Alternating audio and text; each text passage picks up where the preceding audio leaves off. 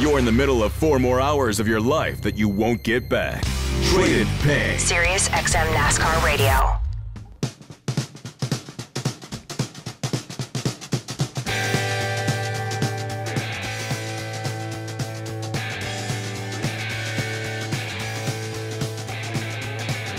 Three and a half minutes after the hour. Welcome back. Third hour of our Tuesday Together. Classic Rock Tuesday rolls on. Tomorrow's All Request Wednesday, Hump Day show and tell.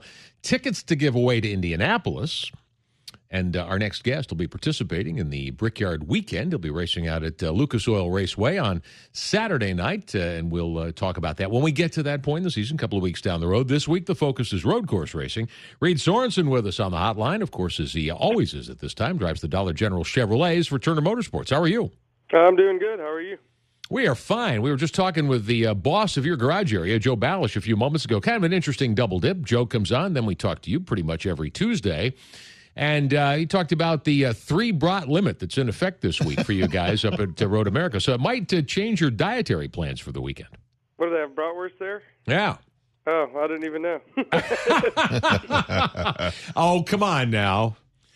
I swear, I didn't go there last year. You didn't race there last year. Oh, that's right. Yeah. You didn't. That's right. Yeah, man. Yeah. And the trophy, by the way, just if you need any incentive whatsoever, the trophy is a Harley Davidson, so that might be a little something extra to get you going. But talk a little bit about the road course. I know it's a place that you've not been there.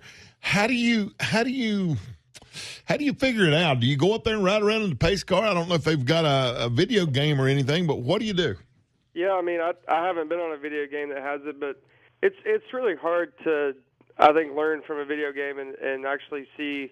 You can't, because you can't really feel it, you know. And you can get visuals and see where the turns are and things like that. But definitely going to try to get a couple laps in the pace car when I get there. And I looked at the schedule, and we have plenty of practice. So hopefully, we'll get enough practice and just try to take the weekend one step at a time. And I've looked at shift patterns and things like that from when they were there last year, and I kind of know where I need to be in and what gear I need to be in at certain parts of the track. So I think I got all that down. I just need to get out there and see what I can do with it.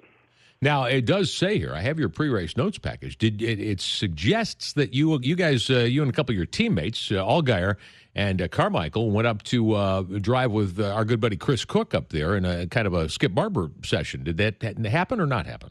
Yeah, we were in. It wasn't Skip Barber. We were in Mazdas, and I think our max speed was like 115 or 110. So it's and the gearing's all different because they're 5 speeds versus ours 4 speeds. But I mean, it's still quite a bit different.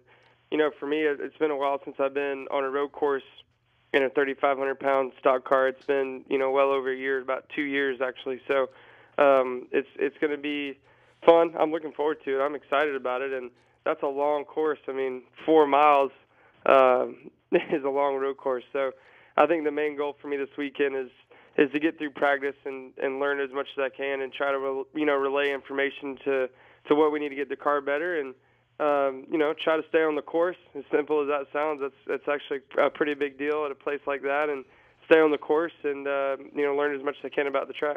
Reed, I'm going to say this, and I'm not saying this to be funny, but I'm trying to let the race fans know most of the time you guys will put a map of the racetrack on the dash of that car, not because you don't know how to get around the racetrack, but so you can communicate with the crew chief and make sure that crew chief knows turn 1, turn 6, this, that, and the other. Do you guys still do that? Oh, yeah. A lot of times you can actually put it right on the center of the steering wheel. And, certain tracks you go to, sometimes people don't consider kinks and things like that as an actual turn. So you got to make sure when you're talking about turn 8 or turn 10 that they're talking about the same turn you're talking about. So, definitely still do that. And, as many turns as there are at Road America, you're going to have to break the track down and kind of go through the whole track, which will probably take 10 minutes just to talk about it. Yeah, it's certainly one there that you've got to become familiar with. There are a lot of places you can get in trouble at Road America. Great racetrack. And we talked to Joe Balish. I've been there many, many times to do TV. I was there for the race here last year, the nationwide race. And you carry a lot more speed there because of the long front straightaway and the backside of the course, too, I think, than you do typically at Montreal or at Watkins Glen. Would you agree with that, or is it very similar? No, it's different. I mean, there's 3 really long straightaways, and pretty much all of them go into really hard braking turns. So, there's a lot of fourth gear down to second, and maybe even to first when you're in traffic. So, it's a fast racetrack, and it's also got some tight corners where your car's got to be good at low speed as well. So, you got to find that balance where you're comfortable under the high speed stuff and still get that thing to turn under the low speed. Hey, Reed, you guys are with a pretty good organization over there, and you guys have got some resources that maybe some of the other teams don't have. Will you go there with a road race car, or do you just take one of the cars out of the fleet? Now, I know this new car was designed that we could run in a lot of different places. On the nationwide side, is that still the case? Well, we actually built a car for this race, and it just now got done pretty much today. So they've been working hard. I mean, we didn't get a chance to go test it anywhere. We would have liked to, but we just weren't able to get it built in time. So there's a few things different on it. Our backup car is actually a car we raced last year and had it redone. So you should be able to take a car that you ran maybe at a short track or something and run at a road course race. But they did a few things different on it, and we definitely want to race this one, so hopefully I don't have to go to a backup car. Reed Sorenson, yeah, hopefully that's the case. Reed Sorenson with us on the hotline, drives for Turner Motorsports, third now in the nationwide championship, but just 4 points out of the lead. Ricky Stenhouse at the top of the points table right now after Michigan. And we had talked to you going into the race and talked about the difficulty of moving over to Stuart Cooper's team in the 30 car a couple of times this year to accommodate Mark Martin. You guys, I wouldn't say struggle, but you were never really in the fast group of cars. You're never really up with the leaders. You end up 11th and you lose the points lead temporarily. Were you frustrated by everything that happened, or was it just matter of fact, and now you get back to kind of business and you can really start to get back into the points hunt here? Well, the race at Michigan was a really short race, and we had a green flag stop and ended up hitting the commitment cone, so I had to do a pass around, which put us a lap down, and which that wasn't fun just because the race is so short. It takes, it's hard to recover from that. Well, we ended up got our lucky dog back, and that last restart there with the way the cautions fell and everything, it actually worked out pretty good. And we were supposed to start, I think, sixth or seventh. I think sixth actually on that last restart, and I ended up having to come back down pit road to make sure it was full of fuel because we weren't sure if they got it full or not. So I think maybe if we hadn't done that, we could have probably, definitely got a top 10 out of it, probably finished around 8th maybe. But, we made good adjustments the whole race. We just struggled with speed the whole weekend. We had to do a lot of work during practice to get it where it was. So I don't really think we did anything wrong as far as adjusting the car. I just think we started off a little too far off. But all in all, we're still close in the points. I think we're 4 points out, like you said. So this weekend's a weekend that I just want to get through, have a nice, solid weekend, try to get a top 10 out of it and go on from there.